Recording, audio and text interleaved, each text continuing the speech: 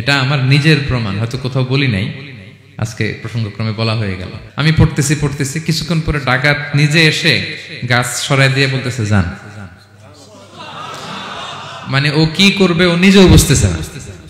আমি নিজেও এটার অনেক প্রমাণ পেয়েছি, পড়বেন আপনারা। হাফেজে কোরআনের সংখ্যা পৃথিবীতে বাড়ছে। পৃথিবীতে কোন দেশে সবচেয়ে বেশি হাফেজ জানেন আপনারা? না, বাংলাদেশে না, ইজিপ্ট র্যাঙ্কিং এ আছে, কিন্তু সবচেয়ে বেশি হাফেজ হচ্ছে লিবিয়াতে। লিবিয়াতে প্রত্যেক 3 জনে একজন হাফেজ। মোট জনসংখ্যা 70 লাখ, হাফেজ আছে 23 লাখ। র্যাঙ্কিং এ সেকেন্ড হচ্ছে আল মাগরিব, আরবিতে বলে মাগরিব মানে মরক্কো, ওদের হাফেজের সংখ্যা 16 লাখ। থার্ড হচ্ছে ইজিপ্ট, মোর দেন 1 মিলিয়ন। ফোর্থ হচ্ছে সৌদি আরবিয়া, ফিফথ হচ্ছে জর্ডান। কোটি কোটি হাফেজ আছে আমাদের গোটা বিশ্বে। আমাদের সবগুলো কোরআনের প্রিন্টেড কপি জ্বালিয়ে দিল, কোরআন আবার নিয়ে আসতে আমাদের কয়েকদিনের ব্যাপার। আলহামদুলিল্লাহ বলবেন না? এই কোরআনের ভেতরে আল্লাহ তাআলা শিফা রেখেছেন রহমত। আল্লাহ বলেন অনুনাজ্জিলু মিনাল কুরআনি মা হুয়া শিফাউন ওয়া রাহমাতুল লিল মুমিনিন ওয়া লা ইয়াজিদুয যালিমিনা ইল্লা খাসারা। আমি এই কোরআনের ভিতরে শিফা রেখে দিয়েছি, রহমত রেখে দিয়েছি। সূরাতুল ফাতিহাকে বলা হয় সূরাতুশ শিফা। অসুস্থ ব্যক্তির গায়ে আপনি ফু দিতে দেরি, সুস্থ হতে দেরি হয় না।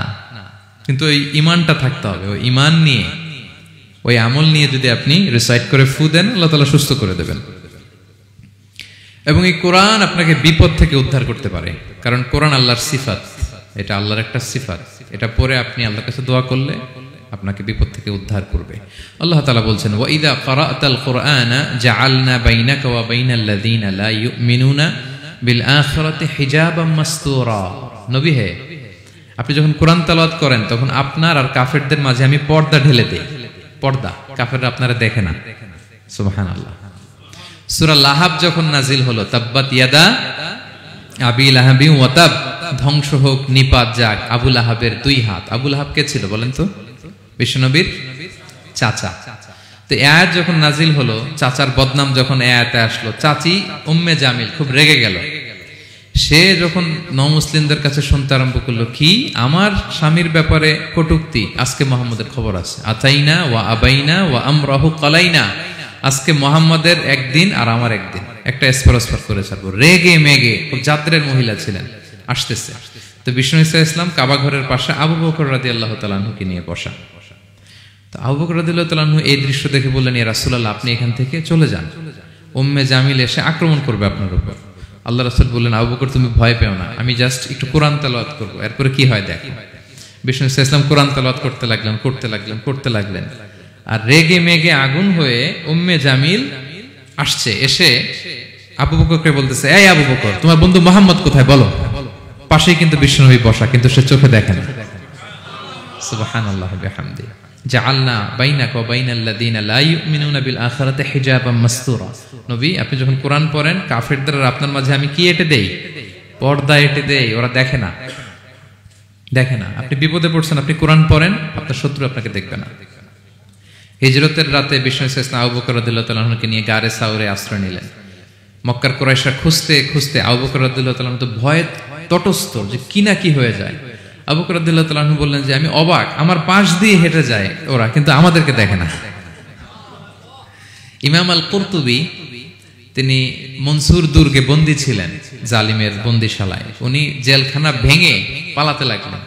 পালাতে সৈনিকরা টের পেয়ে গেল, খুঁজতেছে ওনাকে, খুঁজতে ধরার জন্য উনি এক পাহাড়ের চিপায় যে আশ্রয় নিলেন আর সূরা ইয়াসিন তেলাওয়াত করতে লাগলেন। তো ওরা খুঁজতে পায় না, কিন্তু উনি পাশেই, চোখে দেখে না। তো উনি বললেন যে হঠাৎ এক সৈনিক, সে ইউরিন পাস করতে লাগলো দাঁড়িয়ে, মানে প্রস্রাব করতে লাগলো। তার প্রস্রাবের ছিটে ফোঁটা আমার গায়েও লাগতেছে, কিন্তু সে আমারে দেখে না। সুবহানাল্লাহ পড়বেন না? জাআলনা বাইনাকা ওয়া বাইনাল্লাযীনা লা ইউমিনুনা বিল আখিরাতি হিজাবাম মাসতুরা। নবী হে, যখন কোরআন পড়বেন আপনার আর কাফেরের মাঝে আমি কি এঁটে দেই? পর্দা এঁটে দেই। আমি নিজেও এটার অনেক প্রমাণ পেয়েছি।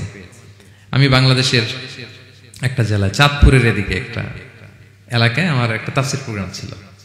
তো একটা সময় আমি খুব প্রত্যন্ত অঞ্চলে যেতাম, রিমোট এরিয়ায়, বিল একটা গ্রাম দাওয়াত করছে, তো আমি চলে যেতাম। কোরআনের কথা আমার পৌঁছাইতে হবে সব জায়গায়। তো মাহফিল শেষে রাত 2টার দিকে আমরা ফিরতেছি, বিল কিছু গুচ্ছ গ্রাম। হঠাৎ একটা মোড়, ওই মোড়ের ওইখানে দেখে একটা গাছ ফালানো। এটার মানে হচ্ছে আশেপাশে ডাকাত আছে, ওখানে ডাকাতি এরকম হয় আর কি, বিল এরিয়াতে গাছ ফেলে রাখে। তো গাছ থাকলে তো আর কোনো সিএনজি প্রাইভেট কার কিছুই যাবে না। তাই আমি বুঝতে পারলাম যে এটা তো ডাকাতের কাজ। আমি সূরা ইয়াসিন তেলাওয়াত শুরু করে দিলাম। বিপদে পড়লে সূরা ইয়াসিনের প্রথম 9 আয়াত, কয় আয়াত? এই 9 আয়াত পড়বেন। পড়তে আরম্ভ করলাম, ড্রাইভারকে বললাম একটু করে পেছাও। তো টর্চ মারতেছে বিল থেকে, মানে ওরা তো ওখানে উৎপেতে আছে। আমি পড়তেছি, কিছুক্ষণ পরে ডাকাত নিজে এসে গাছ সরাই দিয়ে বলতেছে যান। মানে ও কি করবে ও নিজেও বুঝতেছে না, ও যে কি করবে, ও কি করতে হবে ওটা মানে বুদ্ধিজ্ঞান সে হারাই ফেলেছে। সে শুধু গাছটা সরালো, বলতেছে যান যান, এই চলে গেলাম আমি। এটা আমার নিজের প্রমাণ, হয়তো কোথাও বলি নাই, আজকে প্রসঙ্গক্রমে বলা হয়ে গেল। তো এরকম বিপদে পড়লে সূরা ইয়াসিনের প্রথম কয় আয়াত পড়বেন আপনারা। জাআলনা বাইনাকা ওয়া বাইনাল্লাযিনা লা ইউমিনুনা বিল আখিরাতি হিজাবাম মাসতুরা। আপনার আর আপনার শত্রুদের মাঝে কি হয়ে যাবে? পর্দা পড়ে যাবে, দেখবেই না আপনাকে। অনেক চেষ্টা করেছিল মক্কায় কুরাইশরা রাসূল সাল্লাল্লাহু আলাইহি ওয়াসাল্লামের এই কোরআনে বাধা দিতে, যাতে এই কোরআনের কথা শুনতে না পারে। কারণ যারাই বিষ্ণুনবীর কণ্ঠের তেলাওয়াত শুনতো এরাই মুগ্ধ হয়ে কালিমা পড়ে মুসলমান হয়ে যেত। তারা ডিস্টার্ব করতো কোরআনের মাহফিলে। وقال الذين كفروا لا تسمعوا لهذا القرآن والغوا فيه لعلكم تغلبون। তারা বলতো যে মুহাম্মদের কণ্ঠের কোরআন তোমরা শুনবে না, বরং ডিস্টার্ব করবে। কি করবে? তো আবু জাহেল যখন ঘোষণা দিল তখন বিষ্ণুনবী তেলাওয়াত করলে ওরা শীষ দিত, হুইসেল বাজাতো, মুকাআউ ওয়া তাসদিয়া, হুইসেল বাজাতো আর হাততালি দিত এরকম। তো হাততালি দিয়ে যাতে বিষ্ণুনবীর সাউন্ডটা অন্যরা না শুনে, বিষ্ণুনবীর চারদিকে ঘিরে হুইসেল মারতো আর হাততালি দিত, ডিস্টার্ব করতো যাতে না শুনে। কিন্তু এই কোরআনের বাণীটা কার? এই বাণী কি হুইসেল দিয়ে আটকানো যায়? হাততালি দিয়ে, র‍্যাব দিয়ে, পুলিশ দিয়ে, কোনো বাধা দিয়ে আটকানো যাবে? যাবে না। পৃথিবীর কোনো শক্তি দিয়ে এটাকে আটকানো যায় না, এটা তো আল্লাহর বাণী। তো বিষ্ণু ইসলাম কোরআনের কথা যখন শোনাতেন, বিষ্ণুনবীর কণ্ঠের তেলাওয়াত শুনে অনেকে কালিমা পড়ে মুসলমান হয়ে যেত। তো আবু জাহেল কোনো দিশা না পেয়ে পরে মক্কার যে পার্লামেন্ট দারুন নদওয়াতে বিল উত্থাপন করলো যে আজকে থেকে মুহাম্মদের কণ্ঠের তেলাওয়াত কেউ শুনতে পারবে না, কেউ শুনতে পারবে না। তো মজার ব্যাপার হচ্ছে সবাইকে না করে লুকায় লুকায় সে নিজেই শুনতে যায়। কারণ সে তো আরব হওয়ার ফলে কোরআনের যে ভাষা শৈলী, যে প্রাঞ্জল বাক্য বিন্যাস, শব্দের বুনন, এটা শুনে সে অবাক হয়ে যায় যে এত সুন্দর বাক্য বিন্যাস কিভাবে হতে পারে। তো সবাইকে দিনের বেলা নিষেধ করে, রাত্রিবেলা বিষ্ণু ইসলাম রিভাইজ করতেন, লুকায় লুকায় ওনার ঘরের পিছনে যে শুনতো। শুধু সেই না, তার ডান হাত বা হাত ওয়ালিদ ইবনে মুগিরা, উতবা ইবনে শাইবা, উতবা ইবনে মুগিরা, শাইবা ইবনে মুগিরা, ওয়ালিদ ইবনে মুগিরা, এরা সবাই কি করতো? লুকিয়ে লুকিয়ে কোরআন শুনতো। পরে বিশ্বনবী যখন ঘুমের প্রস্তুতি নিতেন সব ফিরে আসতো, ফিরে আসার সময় সবার দেখা হয়ে যেত। তারা লজ্জিত হতো, সবাই বলতো আবু জাহেল ঘটনা কি? দিনের বেলা তুমি শুনতে নিষেধ করো, রাতে তো তুমিই চলে আসো।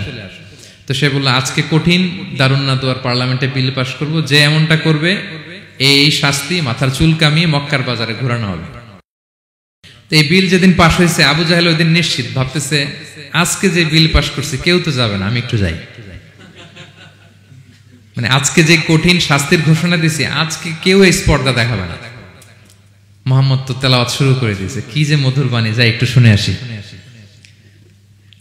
ওয়ালিদ ইবনে মুগিরারও একই প্ল্যান যে আজকে আবু জাহেল যে টাইট দিছে কেউ যাবে না, আমি একটু যাই। তো এভাবে সবাই লুকিয়ে লুকিয়ে বিষ্ণুনবীর ওখানে যায় হাজির, মন্ত্রমুগ্ধ তেলাওয়াত শুনছে। বিষ্ণুনবীর তেলাওয়াত শেষ, ফিরে যখন আসতেছে, ফিরে আসার রাস্তায় আবার দেখা হয়ে গেছে। তো এইভাবে তারা কোরআনকে বাধা দিতে যে বারবার নিজেরা লজ্জিত হতো। এবং হজের মৌসুমে যখন ভিন দেশ থেকে লোকেরা আসতো, মক্কার যে এন্ট্রিগুলো আছে আবু জাহেল লোক বসিয়ে রাখতো, বলতো যে সবাইকে বলবা এখানে একটা উন্মাদ লোক আছে, বীর বীর করে কি যেন বলে, নাম তার মোহাম্মদ, তোমরা হজ করতে আসো, হজ করো, জমজমের পানি খাও, সাফা মারোয়ায় দৌড়াও, কিন্তু এই মোহাম্মদের কাছেও যাবা না, গেলেই পাগল হয়ে যাও। মানুষের একটা অভ্যাস আছে, আল ইনসানু হারিসুন আলা মা মুনিয়া, মানুষের যেটা করতে না বলা হয় বেশি, মানুষ এটা করে বেশি। তো রাসূল সাল্লাল্লাহু মুহাম্মদের কথা কিন্তু ভিনদেশীরা জানতোই না। মুহাম্মদের কাছে যেও না যখন বলছে, সবাই মনে মনে প্ল্যান করে নিছে আর যাই করি আর না করি মুহাম্মদের দেখে যাইতে হবে। তো এরা হস্টস করে সবাই খুঁজতো, হু ইজ দিস মুহাম্মদ, কে এই মুহাম্মদ?